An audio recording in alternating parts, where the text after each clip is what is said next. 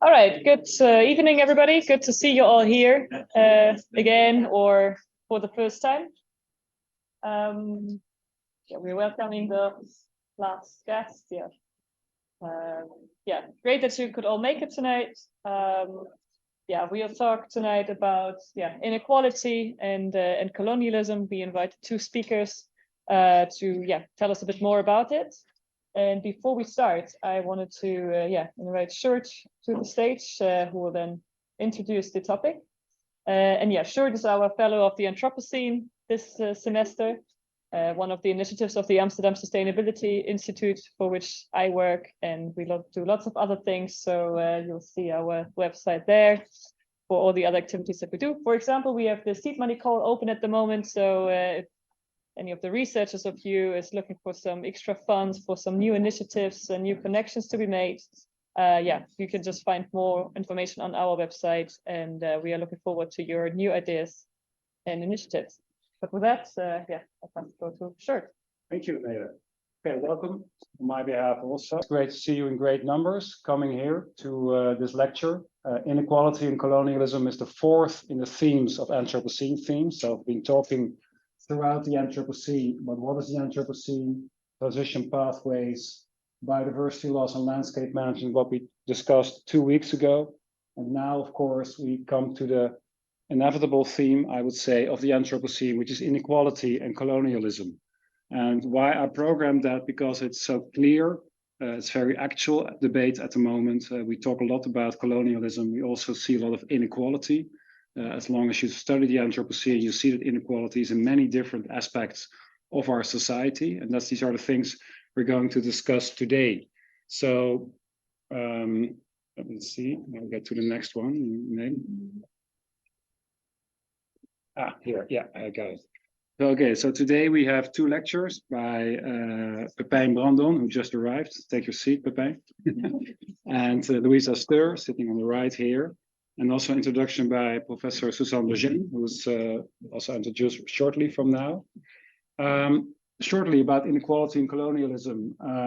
It was by Lewis and Maslin, who are two earth scientists. They published a Nature paper in 2015, and they actually turned themselves into the debate of when did the Anthropocene start. And a lot of people were focusing on the Great Acceleration, Industrial Revolution. They said no. It's going to be 1610 or 1610 as the arrival of the Europeans in America, which has a serious drop in CO2, can be measured globally. And also it has a population crash in America, as we all know, of course. It was the start of the colonial period.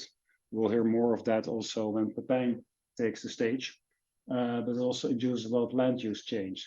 Confronting with that, or maybe supporting that, however you want to choose, the thesis by Michael Moore. Actually, I wanted to show you a nice movie interview by Michael Moore, but it's not, I didn't have time for it. Jason Moore, excuse me. Thank you, Pepijn. Michael is funnier, indeed. Jason not real funny, but he's serious in a sense. So Jason says that we should accept the capitalocene instead of the Anthropocene because of the alternative model. They see the Anthropocene more as a sort of biased discourse which blames victims and is a weak landmark for what he calls a new green movement. So I think, Jason Moore is an interesting scholar also to discover if you don't know him, to see what he has to say. There's a lot of different podcasts also with him, especially about this theme. Okay, having said that, I want to ask Suzanne Legêne to the floor. I'm happy to have Suzanne here. Suzanne is the Dean of Faculty Humanities, and she's also a professor in political history. Suzanne, the floor is yours. Thank you.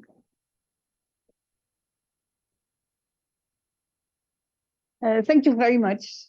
I was laughing about the Anthropocene Fellow because I took fellow very nicely as fellow.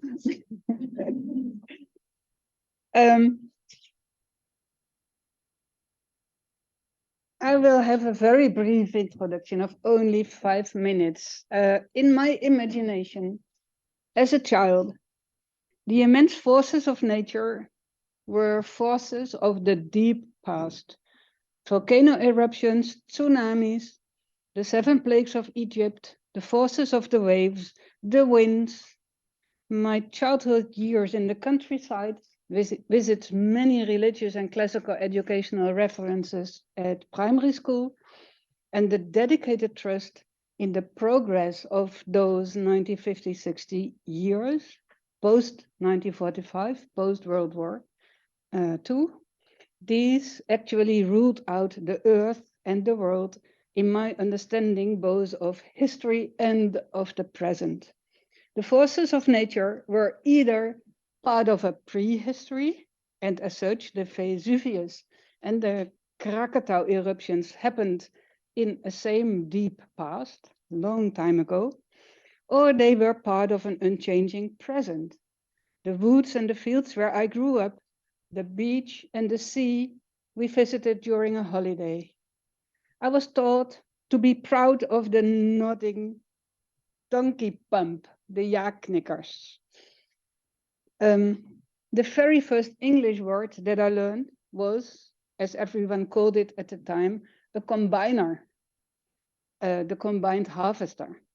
It was an impressive machine introduced in the same years that we learned in school about the canalization, the canalisering of the brooks and the streams, as well as of the land consolidation, the ruilverkaveling, and the land reclamation, the inpoldering. This was the confidence-inspiring mix I grew up with, and that instilled in me a deep trust that people manage the earth indeed. Of course, in later years, I gained more historical knowledge. I learned about periodization and names like, for instance, Christian Thomson, who proposed the Stone Age, the Iron Age, the Bronze Age, etc. But it somehow reinforced my trust in progress, each period somewhat more advanced in its technology. I was also trained in the Annales school, the French historians after Brodel, who proposed to approach historical developments as a process with three different but constantly interacting layers of speed: the longue durée, the histoire conjecture, and the histoire événementielle. The slow development, the conjunctures, and the events. Later again, this was also deepened with a better understanding of historical time. Time not just as a movement from the past to the present that moves forward in different layers of speech, but nevertheless does move forward, but also other notions of historical time, such as circular time, life cycles, for instance, or durational time, time that never becomes a past. I also came to understand how time consciousness is something different from a biological clock, that the mechanical clock with its dial mounted on churches or on railway stations hugely impacted on our emotional relationship to time. But still, I was, with hindsight, not connecting climate, environment, and history along other lines than human action. I read The Limits of Growth, the Club of Rome. I went to the anti-Kalka demonstration in 1974. I was completely shocked by the Chernobyl disaster in 1986. I remember that I wondered how someone I knew rather well, Lucas Reinders, and who had become expert on environmental degradation and acid rain, how he could live in peace with what he knew. So I further developed an environmental consciousness that was not naive anymore with respect to progress, but let's face it, I didn't know how I should connect this to historical thinking and to historiography. Two authors have really helped me in getting this somewhat straight. The first is Paul Gilroy. In his After Empire of 2004, I read for the first time about planetary consciousness, related to the perspective on planet Earth from the outer space. Planetary consciousness not related to periodizations of Stone Age, Bronze Age, etc., but and progressive up to the present, but to the deep value of circular time outside of and beyond human action. And the second essay I read that helped me was Dipesh Chakrabarty's piece on the climate of history, in which he discussed the notion of Anthropocene, first proposed by Legaêne and Sturmer in 2000. Here he is. Historians do not agree on when the Anthropocene started. Sjoerd already mentioned it. Chakrabarty explains this, all these different views, and proposes an approach to this, and I will not discuss that here. However, one of the theses that Chakrabarty discusses in this essay, and later it became a book in 2000, yeah. 17 is 2020. I'm a historian, but dates is a disaster.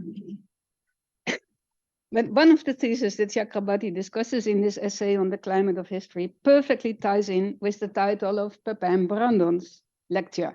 So that is with which I would like to end this short introduction, and I hope, Pepijn, that I don't pose a problem to you. I quote thesis 3. There were 4 theses in the article.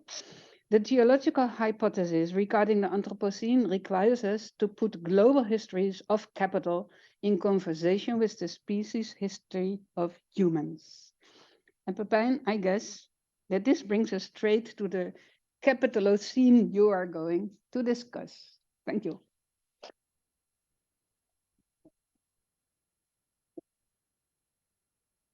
Yes, thank you, Suzanne, for this very nice introduction into the theme. So I hope I know everybody's arrived and is already in the mood.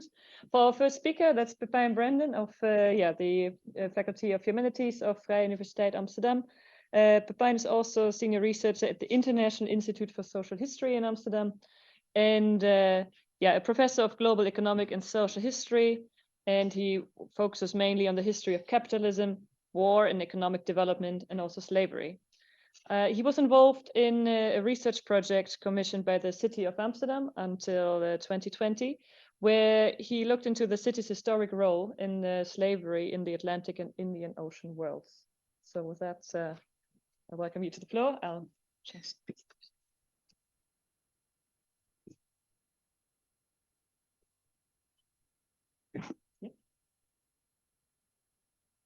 Thank you so much. Is this working? Yeah, okay. I'll just project. Thank you so much for that introduction, Neele, and Suzanne, for your wonderful words. They don't bring me into trouble, I feel, but maybe you feel so afterwards, and then we can discuss. I apologize to you and the audience and the organizers for coming in so late. I tried not to do that. There was a meeting on the coming Museum for the History of Slavery in the center of Amsterdam, and then I had bad luck with public transport, but I have organized plenty of these kind of meetings, so I know what kind of worries that gives organizers. So I'm sorry about that. It's an honor for me to speak here about this topic. There are many people in our faculty who do important work on environmental histories and environmental humanities in a more broad sense. I'm thinking of Petra van Dam, Christine Steenberg. Now we have a new incoming professor of the history of sustainability as well, Peter van Dam, not related to Petra van Dam, who does that work as well, and who work on that in very concrete ways on those histories. So in a way, I was surprised by being asked, and I certainly do not want to usurp their spot in talking about these topics. But I guess I was asked because my work goes into that deeper question of the relationship between climate change and inequality, and how that ties in with the history of colonialism, which I think combines a number of very urgent issues in our current society, current debates. So that is what I want to talk about today. 20 minutes is very little to talk about this. It's very easy to go over time. So you will just have to wave, and you have notes, that's fine. and wherever you wave, I'll wrap it up there. So my latest project, and that is my more concrete segue into this topic, is about the history of dispossession of land in the Dutch history of colonization. And that in many ways brings us straight into that question of naming. And of course, the question of naming is important for our analysis of a topic. And there has been a fierce debate on whether we should name the current period the Anthropocene, the capitalocene, the plantationocene, and there's a number of other alternatives going around as well. But when I read the sort of the critical literature, no one says we should be sort of enwrapped in a debate about words per se, right? Everyone acknowledges that the notion of the Anthropocene has forcefully shifted the discussion about our current predicament and the world destructive nature of the climate crisis that we are facing. So it's not about nitpicking over terms, and each of these terms does a particular thing. But to think about the terms can help us sharpen some of our analysis. And then, of course, there are many critiques that we could talk about of this notion of the Anthropocene, but I think two that are topical here are Jason Moore's critique. Jason Moore was mentioned, that actually in the title of a famous essay, right, on the Anthropocene, the essay by Stephan and Crutzen and McNeil, are humans now overwhelming the great forces of nature? That we have to think about what these terms, nature and human, do, right? And Jason Moore's argument is that in setting up this problem in that way, we are precisely reproducing this dichotomy between human and nature, which is at the heart of the problem in its own right. And then the other big question that haunts this formulation is, of course, who are the humans that we talk about? And there we have to think about Sylvia Wynter's famous essay where she talks about the overrepresentation of white Western men in our conception of what is human, right? So are we really talking here about humanity, or are we talking about a specific part of humanity? And if we're talking about humanity, that obfuscates some big questions about inequalities, not only at the level of who produces climate change, but who faces the major problems of climate change in the present, who profits from the system that gives us climate change, among other maladies. And also, finally, I would say about the question who will bear the burden of any of the solutions to climate change that we design, right?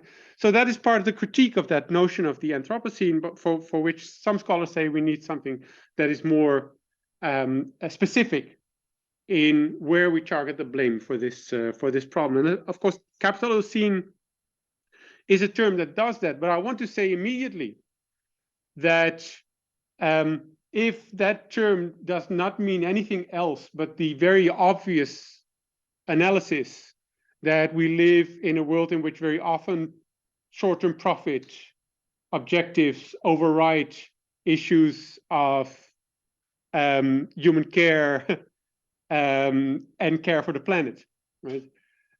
Then that is true, but it's not that interesting. Right? It's a very low-level analysis. It's important to bear that in mind. I don't think we can understand the whole string of sort of conferences on solutions of climate change and the big reluctance of governments to act on climate change without the question of profits, but it's not sufficient. Right? So those who coined the term capitalocene talk about the social order that prioritizes profit over human lives and over the planet, talk about capitalism as a system of structuring society. So that is, I think, important to keep in mind. And then there's, of course, the argument of the plantationocene, which says that this history of that system of ordering is intimately tied to the history of slavery and colonialism. Now, there's many ways in which we can think the relationship between capitalocene and plantationocene.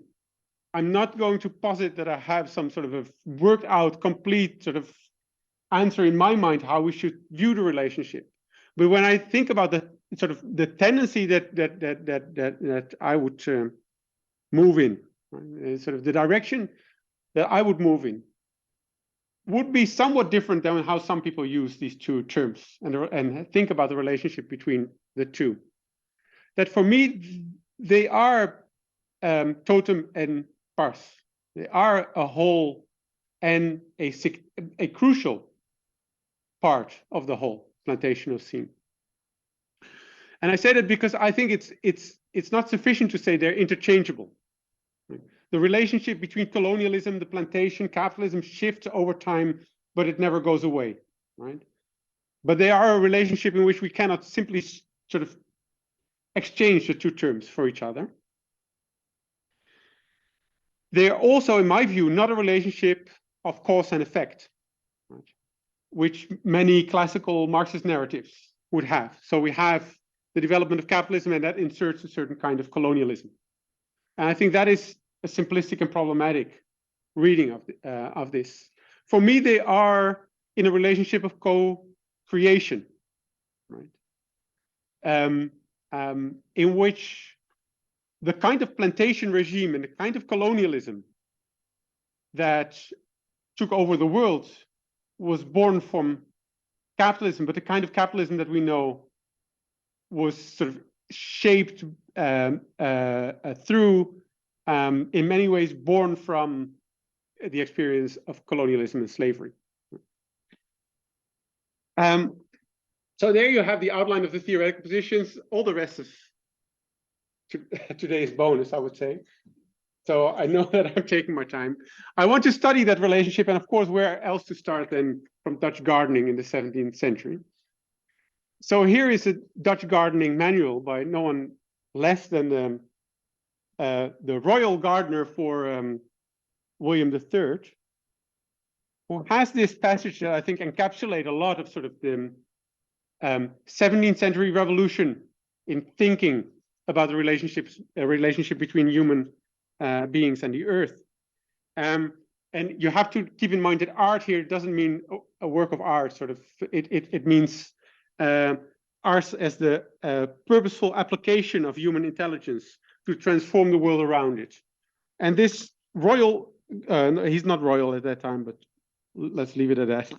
this court gardener, that's the right phrase.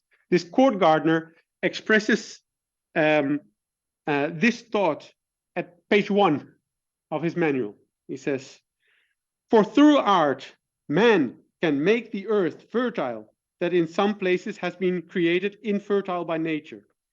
Through fertilizing, caring, and inoculating, art can make the wild, hard, non-tasty fruit tame, soft, edible, and tasty. We say that nature that often shows itself in a disorderly way by art can be arranged, displayed, brought in good order, made graceful and pleasurable. And for this, man sometimes flattens mountains and hills, elevates troughs and valleys, makes water into land and land into water, etc." And here I think sort of encapsulated in that one sort of beautiful quotation you have this whole hubris, this whole hubristic idea of sort of our relationship to nature as a relationship of conquest and a relationship of man's ability to reshape the world for its for his needs.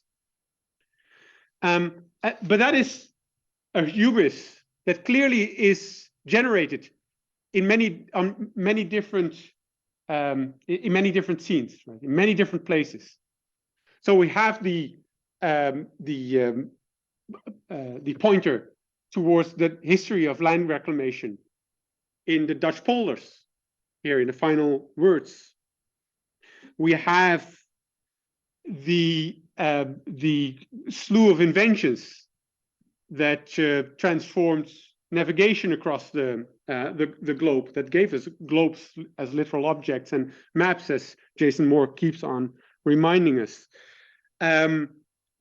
But we also cannot think this hubris without the Dutch Republic's involvement in mass colonization, without the wiping out of the population of the Banda Islands in 1621. This whole idea we can make a world is both an idea of sort of global politics and an idea of transforming the nature around you at the same time.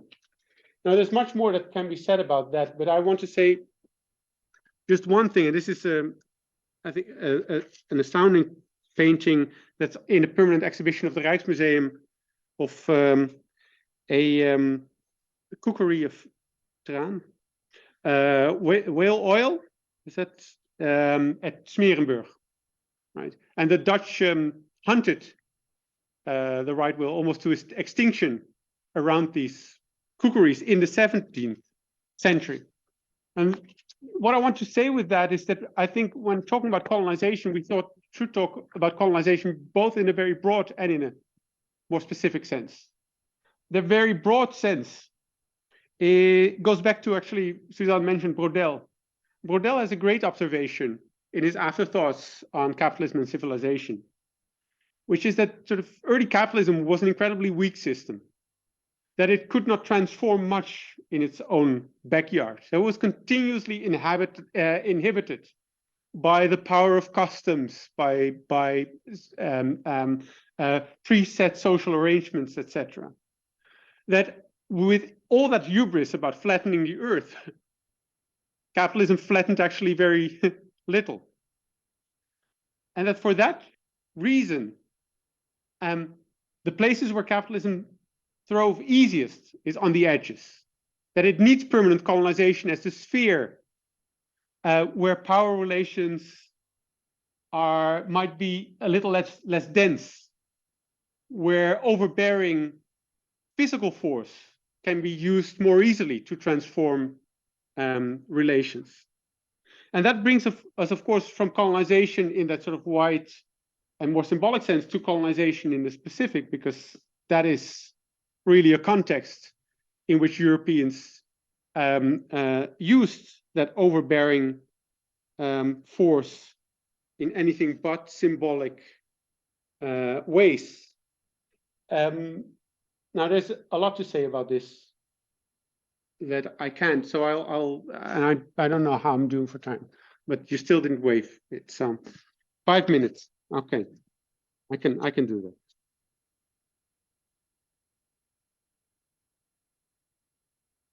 That colonial settings are the places where overbearing physical force is used to transform what the feminist theorist Nancy Fraser calls capitalism's background conditions, nature, gender relations, forms of social reproduction, all the things that a system driving for profit needs to reorganize and reorder for it to function. And although violence is crucial, violence is never shown. Right? If you look at this image, but I will take you further to this image of a plantation, and I can take you back to this image. Almost all the images of plantations that we have are pastoral. Right? They're very nice places. They're nice in the naming as well. They're called peace and quiet, or work and freedom, or they have all these sort of resounding names, but that never stress the violence of these places. They tend to stress something else, right? The ingenuity of subjecting human beings and nature to these wonderfully operating machines. And we actually have this, I find this so revealing and interesting passage in Barley's big history of the brief Dutch conquest of Brazil, where he talks about the engenho, and this is the engenho, right? This is sugar mill. And the system of slavery in Brazil was organized around the sugar mill. But engenho is an interesting word because it literally is ingenuity. So Berlais discusses it, and he says the ingenuos are spread throughout the land, or spread throughout the land there are facilities that the Portuguese call engenhos, because these machines and buildings are the thought product of a specially awakened ingenuity and belong to the newest inventions of the last few centuries. Here we literally have the techniques of extractivism. And actually, if you look at his passages going over the production of sugar, it's there absolutely literally. He says nature put the sweetness in the plant, but it doesn't give up. It doesn't give itself up lightly. And he talks about that process of extraction that needs ingenuity. Of course, he talks about the African labor in a different section, because that is not part of the ingenuity. And he has this weird, elongated panegyric on the whiteness of sugar and how that stands for purity. So let's not delve into that, but I think it's revealing in many ways. The engenho is not the plantation, but it is a techno fix, right? It's a technological fix to how we sort of extract from nature better. That then leads us into the plantation in its further developed form. And this is what not to worry you further, I want to spend my final 2 or 3 minutes on. Is the plantation as a fantasy? Because this is an image of the subjection of nature, but I think it's a fantasy. Right?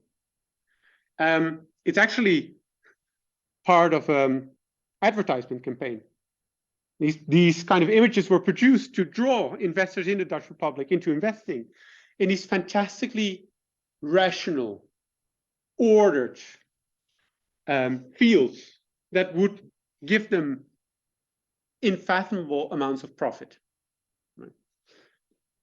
But there's a couple of things left out of this. I don't know whether anyone of you wants to give some suggestions, because everyone will see something else, but I see a lot of this left out of it.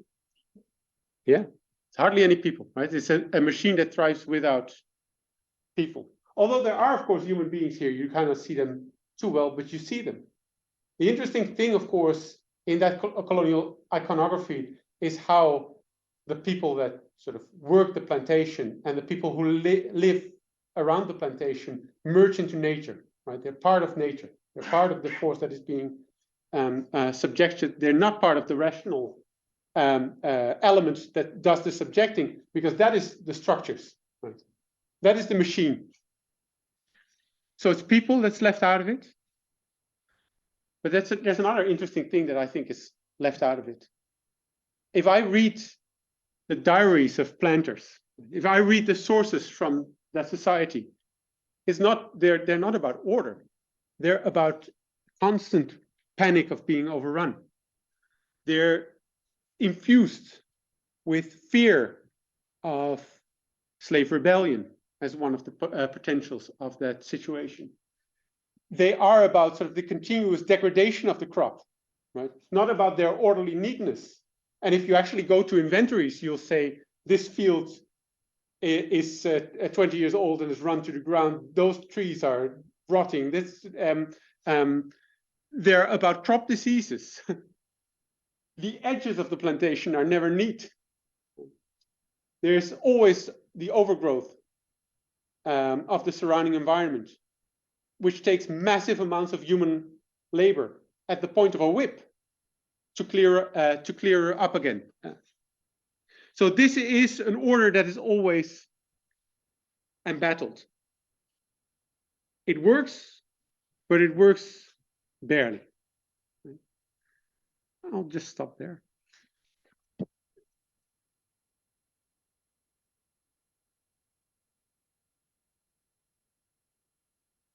And we have time for some questions, just to clarify if you want to have a specific question for Pepijn. Otherwise, we just move on. No? Okay, we'll have a discussion later, so you'll have a chance. Yeah. Small question, maybe, because you from to the hubris. Yeah. The hubris we made. I was wondering how much does it refer to the mesh on a heroine? Donna Haraway, of Yeah, course, has sure. her own discourse. And Huh, but there's a nice similarity. Yeah, yeah.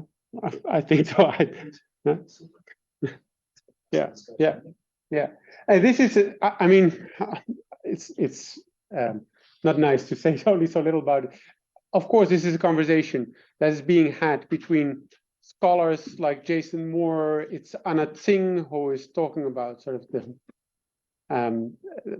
the end of the world, the sort of the interspecies connectedness in those histories. And I didn't say much about interspecies connectedness, despite the Dipesh Chakrabarty quote. But of course, this is about sort of how we think the boundaries of the human species as well, and who we fit in and who we keep out of that. So that is, I think, a very fruitful conversation. It's partly fruitful because it forces us to rethink some of those categories where we thought we knew quite precisely what they meant and how their sort of origin history ran. And I think the history of capitalism and sort of the operations of capital are one of those. Yeah.